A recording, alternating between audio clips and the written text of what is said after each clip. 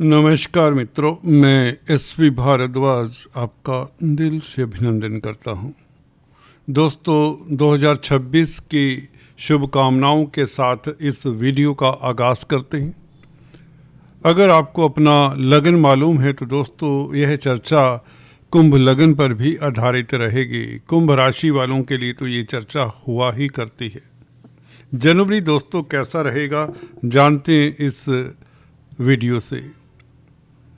दोस्तों, जैसा कि आप देख रहे हैं, आपके 11वें भाव में चार ग्रहों का योग बनता है शुरुआत से ही, और यह योग फर्स्ट हाफ तक बना रहेगा। तो पहला हाफ, 2 हाफ में समझिए इस वीडियो को। जनवरी का पहला हाफ आपके लिए कैसा रहता है, और सेकंड हाफ में जब ये चारों ग्रह आपके 12वें भाव में प्रवेश कर जाते हैं तो किस तरह का आपको फल देते हैं। हालांकि मंगल यहाँ पर बहुत बली हैं, उच्च हैं। शुक्र वैसे ही बली होते हैं, मित्र क्षेत्री भी हैं। बुध भी मित्र क्षेत्री हैं। सूर्य यहाँ पर शनि के भाव में, शनि की राशि में कैसा फल देंगे, ये सेकंड हाफ में 14 तारीख से सूर्य संक्रांति, मकर संक्रांति होगी 14 तारीख की, जब सूर्य आपके 12वें भाव में प्रवेश करेंगे तो उसकी चर्चा करेंगे। ये चारों ग्रह एक एक करके, सबसे पहले राशि परिवर्तन बता दें आपको ये कैसे करते हैं। सबसे पहले 13 तारीख को शुक्र प्रवेश करेगा 12वें भाव में, मकर राशि में। नेक्स्ट डे 14 तारीख को सूर्य मकर राशि में, और 16 तारीख को मंगल मकर राशि में, और बुध 17 तारीख को। तो एक के बाद एक ये 4 परिवर्तन होंगे। आपके लिए कितने सुखद हैं, किन क्षेत्रों से आपको लाभ हो सकता है, उसकी भी चर्चा करेंगे।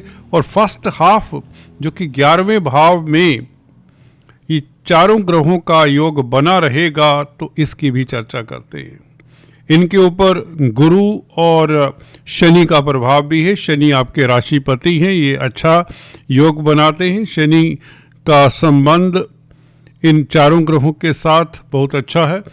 हालांकि सूर्य साथ में है, उसके ऊपर टिप्पणी करते हैं। गुरु की दृष्टि बहुत खास रहेगी। और गुरु आपको बता दें जनवरी के शुरुआत में वर्गोत्तम भी हैं, तो गुरु का एस्पेक्ट शुरुआती दिनों में बहुत मैटर करेगा आपके लिए।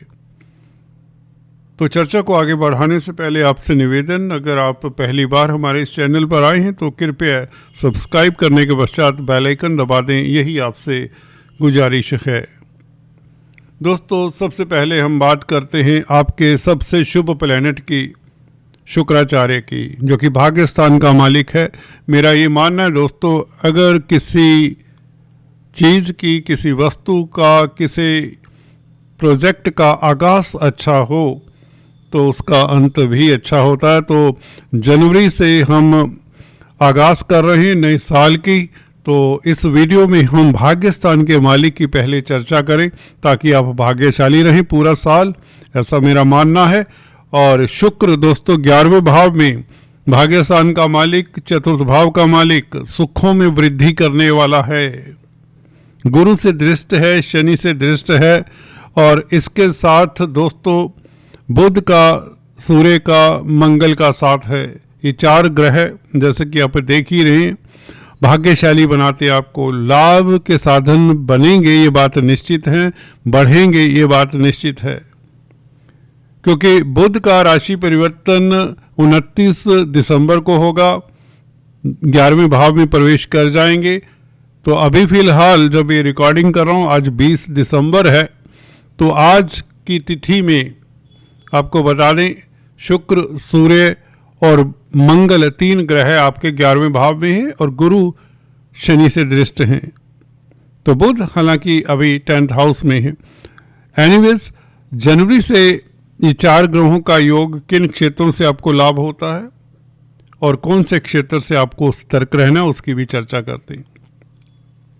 देखिए, भाग्य स्थान का मालिक शुक्र, कर्म भाव का मालिक मंगल, और सप्तम भाव का मालिक सूर्य, और इनके साथ बुध पंचम भाव का मालिक। पंचमेश और लाभेश धनेश की दृष्टि लग्नेश की दृष्टि। तो बचा क्या दोस्तों, यहाँ पर एक ऐसा ग्रह अकेला जो त्रिक भावों का मालिक होता है ग्रह, अगर वह होता तो दिक्कत होती। बुध हालांकि अष्टम भाव का मालिक है परंतु पंचमेश है, तो इसलिए अष्टम भाव का कोई फल नहीं देगा। शनि 12वें भाव के मालिक है परंतु लग्नेश है, इसलिए लग्नेश होने जो कि मूल त्रिकोण साइन है, कुंभ राशि के मालिक हैं, तो शनि भी पहले भाव के फल देंगे। तो यहाँ पर नुकसान का कोई योग नहीं है बल्कि धन आने के योग हैं। कहाँ से आ सकता है, चलिए इसके ऊपर टिप्पणी करते हैं। देखिए, व्यापार का मालिक, व्यापार का कारक बल्कि बुध और पंचम भाव का मालिक, स्पेकुलेशन से, व्यापार से, ट्रेडिंग से, कोई भी बिजनेस करते हो, कमीशन का कामकाज, उससे आपको डेफिनेटली 100% लाभ होगा ही होगा। और क्योंकि गुरु की दृष्टि है, गुरु आपको विजनरी भी बनाते हैं, आपकी जो सोच होगी बहुत वाइड होगी, ओपन होगी, आपके विचारों के कारण, आपके बौद्धिक बल के कारण, क्योंकि बुध बुद्धि का कारक है और अपने भाव को देखता है, गुरु को देखता है। सभी ग्रहों का प्रभाव इवन गुरु के ऊपर है, गुरु का संबंध है। जब गुरु का संबंध हो जाए किसी भी युति में, किसी भी दृष्टि में, कंजंक्शन में, किसी भी प्लैनेटरी कॉम्बिनेशन में गुरु का संबंध हो तो डेफिनेटली यह सुखद बात होती है। गुरु आपके प्रॉपर्टी के लाभ के मालिक हैं और धन भाव के मालिक हैं। मंगल यहाँ पर आपके लिए भूमि पुत्र हैं, शुक्र के साथ है, जो कि जमीन जायदाद प्रॉपर्टी के मालिक हैं। तो यहाँ पर जमीन जायदाद प्रॉपर्टी रिलेटेड मसलों में भी आपको सफलता मिलने के योग, कमीशन के कामकाज से लाभ होने के योग, व्यापार खूब चमकेगा आपका। अगर आप शुक्र से संबंधित कामकाज करते हैं, कॉस्मेटिक्स, रेडीमेड गारमेंट्स इत्यादि का कामकाज करते हैं, तो आपके लिए बहुत उत्तम समय रहेगा। शुक्र दोस्तों कला के भी कारक हैं, क्रिएटिविटी में आपकी उछाल होगा, ये बात भी निश्चित है। ग्लैमर की फील्ड से खास लाभ होगा। अगर आप सेलिब्रिटी हैं तो आपकी प्रतिष्ठा नए साल में दुनिया में आप चर्चा का विषय रहेंगे। कुंभ लगन, कुंभ राशि है, तो ग्लैमर की फील्ड में जो कामकाज करते हैं, फिल्म लाइन इत्यादि में हैं, मॉडलिंग करते हैं, कोरियोग्राफर हैं, डांस, ड्रामा, म्यूजिक के साथ, कला के साथ जिनका नाता है, आर्ट आर्किटेक्चर के साथ जिनका नाता है, उनके लिए बहुत उत्तम समय। भौतिक सुख भी प्राप्त होंगे। आप कहीं भी किसी भी प्रतिस्पर्धा में अगर हिस्सा लेते हैं तो क्योंकि बुध साथ में है, आपकी जय होती है, जीत होती है, भाग्यशाली रहेंगे। यहाँ पर पंचमेश नवमेश की युति लाभ स्थान में, शुक्र और बुध की युति लाभ स्थान में, तो लाभ तो होगा। आपके पूर्व पुण्य साथ देंगे, भाग्य साथ देगा, दैवी कृपा आपके ऊपर रहेगी। सूर्य सप्तम भाव के मालिक हैं, जो व्यापार का मालिक है, बुध व्यापार के कारक हैं, तो व्यापार में डेफिनेटली आपको लाभ होता है। सरकारी क्षेत्रों से लाभ के योग बनते हैं, सरकारी क्षेत्र में कामकाज करते हैं तो बेहतर समय। मंगल दोस्तों आपके कैरियर के मालिक 11वें भाव में, तो ये प्रमोशन देते हैं, ये नौकरी की स्थिति बेहतर करते हैं, आपको जॉब मिल जाती है। अगर आप अनएम्प्लॉयड हैं, बेरोजगार हैं, ये बहुत अच्छा है। 14 तारीख तक आपको नौकरी में सुखद परिवर्तन देखने को मिलेंगे, तरक्की हो सकती है, नई जॉब मिल सकती है। अगर आप छात्र हैं तो परीक्षाओं में उत्तीर्ण होते हैं, क्योंकि पंचमेश भी सम्मिलित हैं बीच में 11वें भाव में। संतान की ओर से भी आपको सुखद समाचार मिलता है। घर परिवार में खुशियों का माहौल, क्योंकि गुरु द्वितीय भाव के भी मालिक हैं।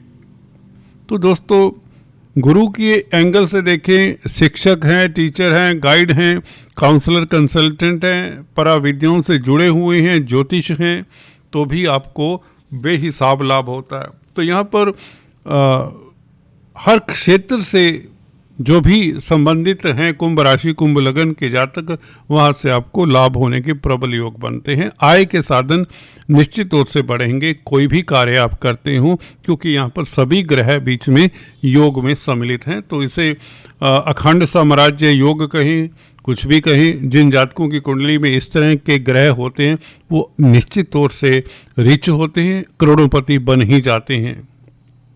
शनि का प्रभाव, यूँ तो सूर्य के ऊपर दृष्टि शनि की अच्छी नहीं होती, इसी कारण जब तक 14 तारीख तक ये सूर्य राशि परिवर्तन नहीं करते मकर संक्रांति के दिन, आपको अगर आपका कोर्ट कचहरी में इशू है तो हल्के में मत लें, खासकर जिनका कोर्ट कचहरी में इशू है। अदरवाइज सभी के लिए लाभ की स्थितियां, क्योंकि शनि लग्नेश का संबंध मंगल शुक्र बुध के साथ होना ये बहुत अच्छा है। सूर्य सप्तम भाव के भी मालिक हैं, तो कहीं ना कहीं ये भी होता है कि सप्तम भाव व्यापार का भी होता है, भागीदारी में कामकाज करते हैं तो थोड़ा सा सतर्क रहें। कोई डॉक्यूमेंट साइन वैसे भी नहीं करना, कोई नया कार्य आपको नहीं करना, जो काम चल रहे हैं जो पहले से शुरू किए हुए वह करते रहें।